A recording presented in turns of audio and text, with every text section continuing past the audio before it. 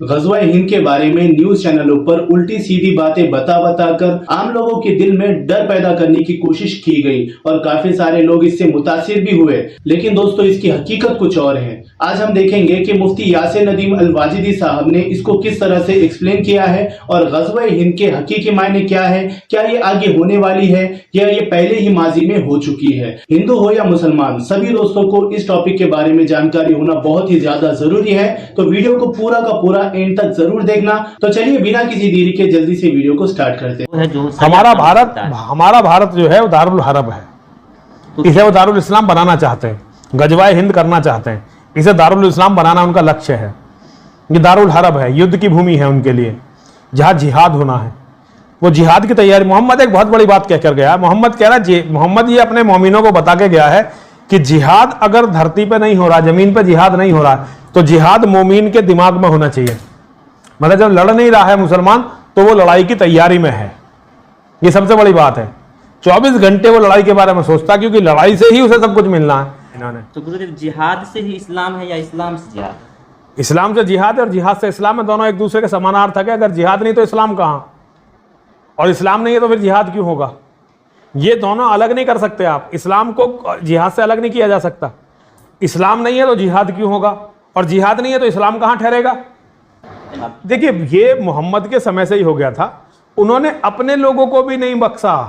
جو محمد کا پریوار تھا، جو محمد کے خلاف تھے، محمد نے سب کو مروا دیا تھا۔ محمد نے مسلمانوں کے دماغ میں ایک بات ڈالی کہ جو جتنے اپنے قریبی کا قتل کرے گا وہ اللہ کا اتنا ہی خاص ہوگا، جنت میں اسے اتنا ہی بڑا مقام ملے گا۔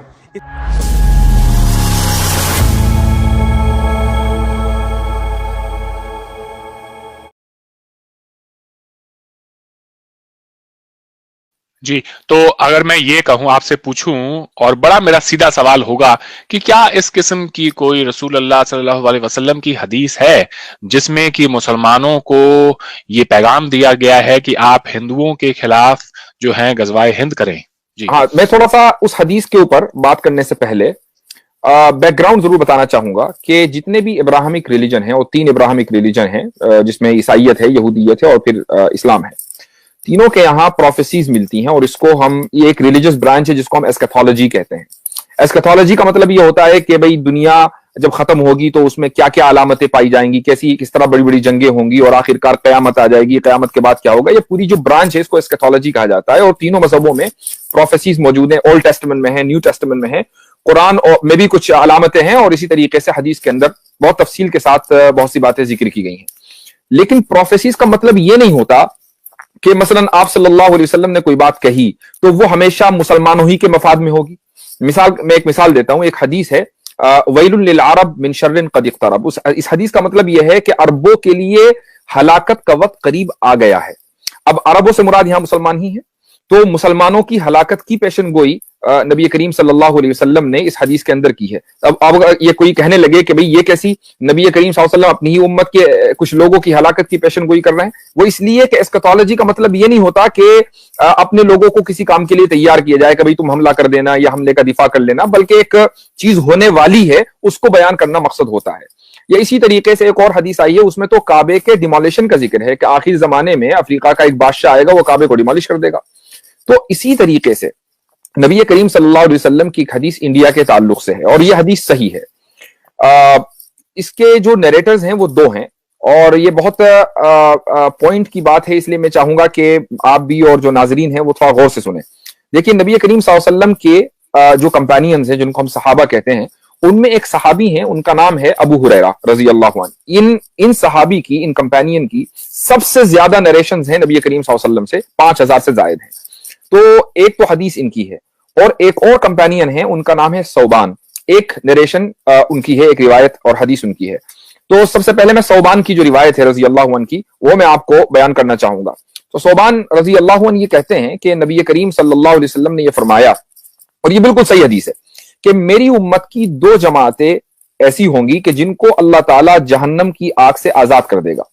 پہلی جماعت تو وہ ہوگی جو ہندوستان کے اوپر حملہ کرے گی، اور دوسری جماعت وہ ہوگی جو عیسیٰ ابن مریم علیہ السلام کے ساتھ ہوگی۔ ٹھیک ہے، یہ حدیث آپ صلی اللہ علیہ وسلم نے بیان فرمائی، ثوبان رضی اللہ عنہ اس کے نیریٹر ہیں۔ لیکن ابھی یہ بات ادھوری ہے، وہ ادھوری اس لیے ہے کہ اب ہم یہ دیکھیں گے کہ آپ صلی اللہ علیہ وسلم کی اس حدیث کو اور کن کن لوگوں نے کس انداز سے بیان کیا ہے. تو میں نے ابو ہریرہ رضی اللہ عنہ کا نام لیا جو سب سے زیادہ روایت کرنے والے اور نیریٹ کرنے والے ہیں. انہوں نے اس حدیث کو دو طریقے سے بیان کیا ہے. ان میں سے ایک طریقہ کافی ہے. وہ یہ فرماتے ہیں کہ نبی کریم صلی اللہ علیہ وسلم نے ہمیں غزوہ ہند کے بارے میں بتایا کہ بھئی ایک جنگ ہوگی ہندوستان میں, اور انہوں نے مجھ سے کہا کہ سندھ اور ہند کی طرف, یاد رکھیے کہ اس زمانے میں ہند اور سندھ الگ نہیں تھے, یہ تو اب ہوئے ہیں. سندھ اور ہند کی طرف ایک لشکر بھیجا جائے گا, اور اے ابو ہریرہ اگر تم نے وہ زمانہ پایا, یہ ابو ہریرہ سے کہا جا رہا ہے, اے ابو ہریرہ اگر تم نے وہ زمانہ پایا تو میں چاہوں گا کہ تم اپنی جان اور مال اس میں لگاؤ. اگر تم شہید ہو گئے بہت اچھی بات ہے, اور اگر تم واپس آ گئے تو اللہ تعالیٰ تمہیں جہنم کی آگ تم پر حرام کر چکے ہوں گے.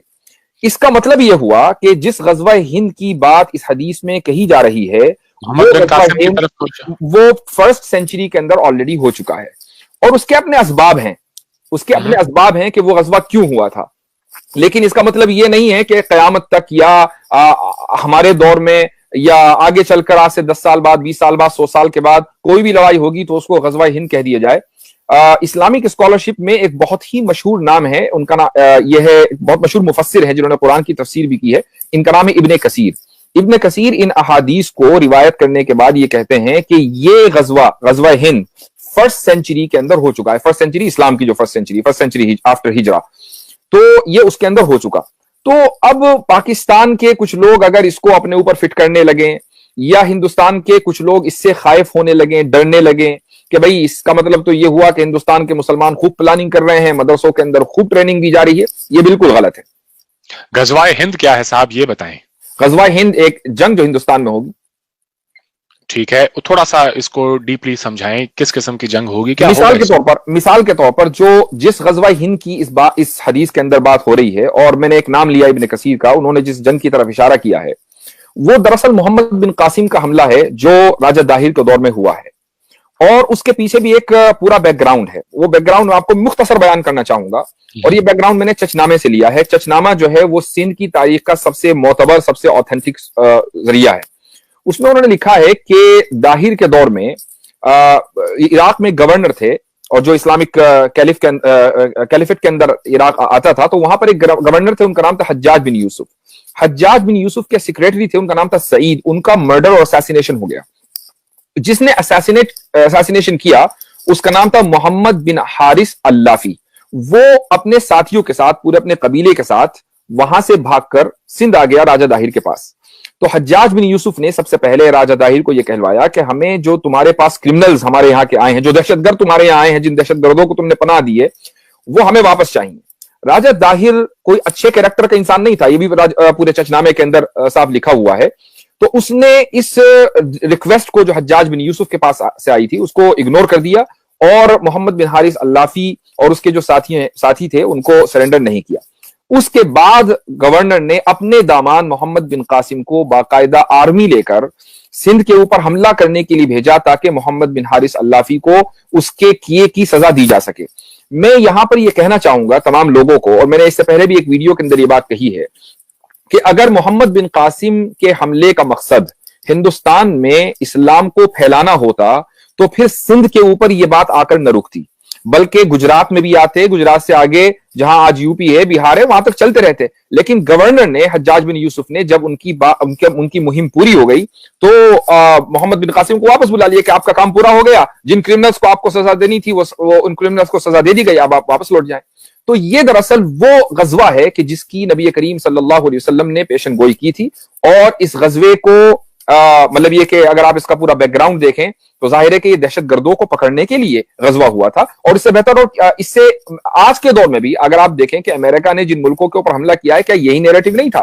میں یہ کہتا ہوں کہ آپ اس نیریٹو کو ریجیکٹ کر دیجئے, لیکن دنیا کی ایک بڑی تعداد نے اس نیریٹو کو ایکسپٹ کیا ہے کہ بھائی افغانستان پر ہم حملہ اس لیے کر رہے ہیں کہ چونکہ یہاں پر دہشت گرد چھپے ہوئے ہیں. یہ امریکہ کا نیریٹو تھا. تو یہ غزوہ ہند ہے. جی, ایک آپ نے محمد بن قاسم کی ابھی بات کی, تو میں ایک تھیوری یہ بھی ہے کہ محمد بن قاسم جو ہے وہ نبی کریم صلی اللہ علیہ وسلم کے جو کچھ رشتہ دار تھے جو اپنی جان بچا کر راجہ داہر کے یہاں پہ پناہ مانگنے گئے، وہ اس نے جنگ اس صورتحال میں کی اور وہ مارنا چاہتا تھا ہمارے جو پیغمبر ہیں صلی اللہ علیہ وسلم ان کی فیملی کو مارنا چاہتا تھا، اس لیے اس نے راجہ داہر کے اوپر اٹیک کیا اور راجہ داہر نے ان کی جان بچائی۔ آپ اس کے بارے میں کیا یہ نیریٹو بالکل غلط ہے، اس کا تاریخ کی کتابوں میں کہیں تذکرہ نہیں ملتا ہے۔ ہندوستان میں کچھ فیملیز نے اس کا دعویٰ کیا آج سے تقریباً کوئی 60-70 سال پہلے کہ بھئی اس طریقے کے ساتھ ہمارے بڑوں کے ساتھ اس طریقے کی کوئی بات ہوئی تھی اور یہاں سے راجہ داہر نے جو ہے ایک فوج بھیجی تھی اور یہ لوگ حسینی برہمن کہلاتے ہیں۔ یہ پورا نیریٹو جو ہے بھی 60-70 سال سے چلا ہے۔ ہسٹری کی، اسلامک ہسٹری کی کسی بھی کتاب میں، چاہے وہ شیعوں کی طرف سے ہو یا سنیوں کی طرف سے ہو، اس واقعے کا کوئی ذکر ہی نہیں ہے۔ یعنی اگر یہ واقعہ ہوتا کہ بھئی حجاج بن یوسف نے اس لیے بھیجا تھا تو شیعوں کی ہسٹری کے اندر یہ بات ضرور ہونی چاہیے تھی، چونکہ حجاج بن یوسف کو شیعہ برادری پسند نہیں کرتی ہے۔ حضرت حسین رضی اللہ عنہ کے ساتھ شیعہ برادری کھڑی رہی ہے اور ان کا آج بھی ماتم مناتی ہے، تو ظاہر ہے کہ ان کی کتابوں میں تو ہونا چاہیے تھا، چلو سنیوں کی کتابیں میں نہ ہو، لیکن شروع سے لے کر آپ آج تک کے چچنامہ سمیت پڑھ جائیے، اس میں اس واقعے کا کہیں کوئی ذکر ہے ہی نہیں۔ مگر آپ نے سنا ہے جو میں کہہ رہا ہوں اس کو؟ ہاں، یہ کسی نے یوٹیوب ویڈیو ڈالی، اس کے بعد وہ پاپولر ہو گئی، تو یہ سنی سنائی باتیں تو دنیا میں چلتی رہتی ہیں، ان کا کوئی اعتبار نہیں ہوتا۔ ہسٹری کو ہسٹوریکل کتابوں سے ہی سمجھنا چاہیے۔ جی، شاہ ولی ہیں ایران کے، ان کی ایک پروفیسی ہے، بھوشیہ وانی ہے کہ بھارت اور پاکستان کے درمیان ایک جنگ ہوگی۔ آپ کا ان کے بارے میں کیا کہنا ہے؟ شاہ ولی کے بارے میں سنیے، تقریباً 700-800 سال پہلے یہ شام میں پیدا ہوئے تھے اور انہوں نے مائیگریٹ کیا اس زمانے میں، جو آج کا ایران ہے، فارس اس کو کہا جاتا تھا، تو یہ مائیگریٹ کر کے یہاں آ گئے، یہاں سیٹل ہو گئے۔ ایک بڑے بزرگ آدمی تھے۔ ان کے بہت سارے اشعار ہیں اور ان کے جو اشعار ہیں، جو دیوان جس کو ہم پوئٹری کا کلیکشن کہتے ہیں، دیوان غالب بہت لوگوں نے سنا ہوگا، تو ان کا جو سب سے پہلا کلیکشن ہے، اور وہی ایک کلیکشن ہے، پہلا کیا وہی ایک کلیکشن ہے، وہ تقریباً آج سے 250-300 سال پہلے ایران میں چھپا۔ اور جن اشعار کا یہ لوگ حوالہ دیتے ہیں، پاکستانی میڈیا میں آتا ہے کہ بھئی شاہ نعمت ولی نے پیشن گوئی کر دی، انڈیا پاکستان میں جنگ ہونی ہے اور سرحد سے پٹھان آنے ہیں اور وہ ہندوستان کے اندر تباہی مچا دیں گے، وہ سارے اشعار اس میں لکھے ہوئے ہیں، یعنی اس میں نہیں لکھے ہوئے بلکہ شاہ نعمت کی طرف وہ منسوب ہیں۔ تو یہ سارے کے سارے اشعار تقریباً 2000 کے قریب ہیں، اس دیوان کے اندر موجود نہیں ہے۔ یہ ایسا ہی ہے کہ جیسا کہ آپ اقبال کا دیوان چھاپیں اور اس میں ان کی جو مشہور نظم ہے شکوہ جواب شکوہ، وہ نہ ہو، اور کوئی آدمی یہ کہنے لگے، یعنی نہ کسی کو پتا ہو کہ بھئی شکوہ اور جواب شکوہ جو ہے وہ اقبال کا کلام ہے، اور کوئی آدمی یہ کہنے لگے بھئی میرے پاس ایک پرچی ملی ہے اس میں اشعار ہیں اقبال کے، اور دنیا میں کسی کو نہ پتا ہو کہ اقبال کے وہ اشعار ہیں، تو کیا کوئی اس کو تسلیم کر لے گا؟